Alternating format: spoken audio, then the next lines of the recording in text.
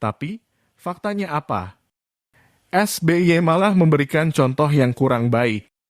Setelah SBY tidak menjabat sebagai presiden lagi, sudah 3 kali beliau tidak menghadiri sidang tahunan untuk mendengar pidato kenegaraan Presiden Jokowi di hadapan anggota DPR MPR RI selama ini.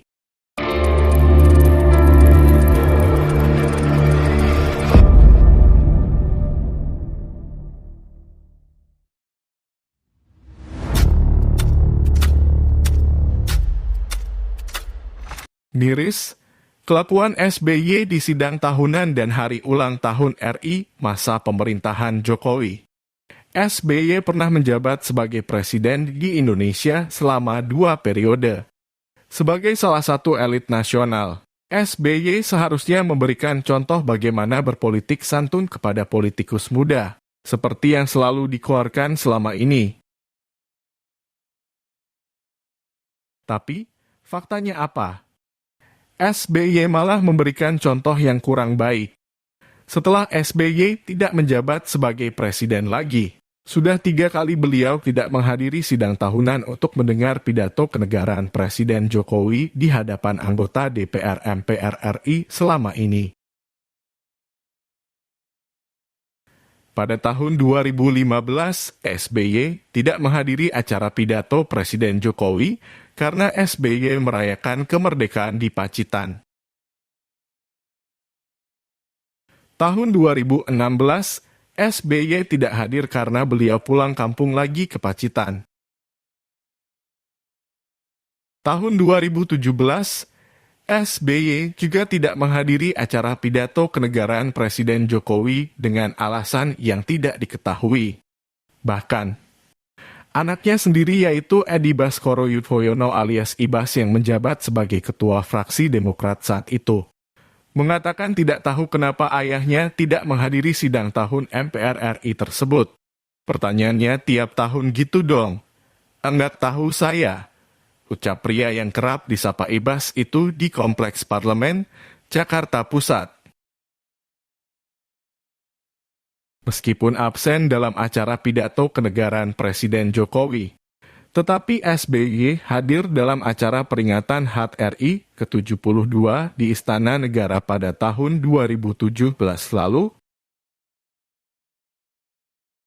Pada tahun 2018, SBY kembali absen dalam sidang tahunan MPR RI dan HUT RI ke-73 di Istana Negara.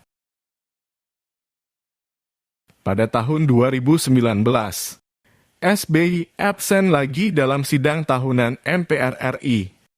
Tetapi kita maklum beliau diwakilkan oleh AHY yang hadir di Istana pada HUT RI ke-74, karena SBY fokus merawat ibunda. Kita maklum jika SBY ikut sidang tahunan MPR RI tahun 2020 dan 2021 secara virtual, karena situasi corona saat itu. Pada tahun 2022 saat ini, SBY kembali absen dalam sidang tahunan MPR RI dan menjadi trending di Twitter. Di media nasional lainnya, malah tertulis bahwa SBY absen di pidato kenegaraan Jokowi, SBY nonton voli di Malaysia.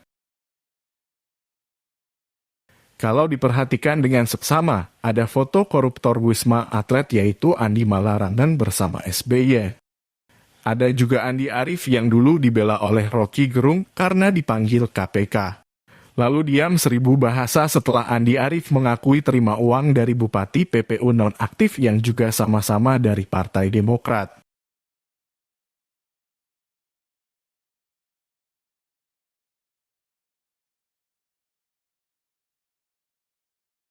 Sungguh mengerikan bukan melihat orang-orang seperti Andi Arief dan Andi Malarangan bisa menjadi elit Demokrat saat ini?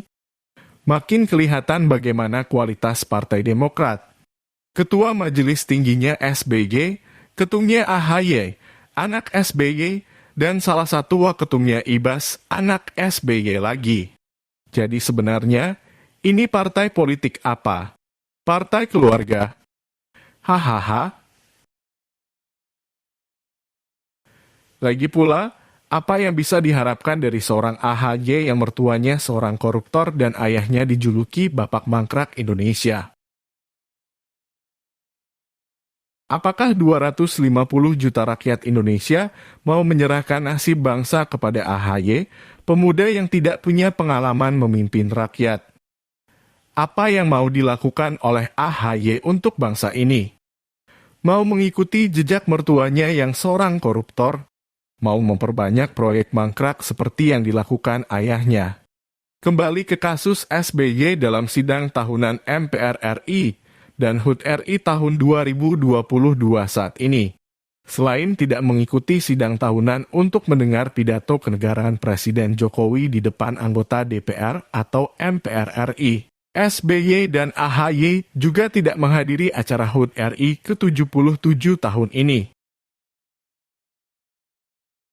Jubir Partai Demokrat, Versaki Mahendra Putra mengatakan jika AHY sedang dalam proses pemulihan dari demam berdarah. Bisa kita maklumi. Tapi bagaimana dengan SBY? Berdasarkan keterangan di laman Twitter Andi Arief, Ketua Bapilu Partai Demokrat, SBY diketahui tengah melawat ke Malaysia.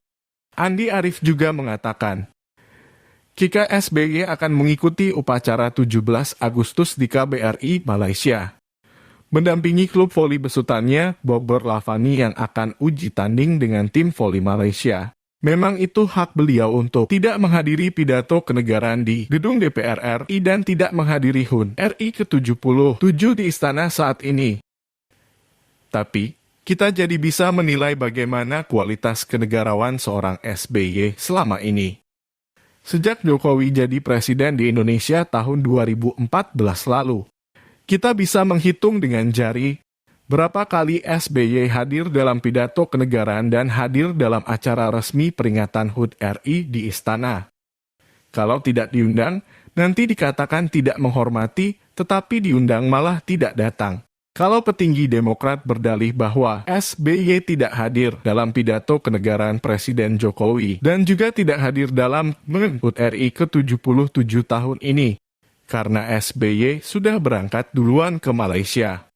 Itu hanya alasan saja.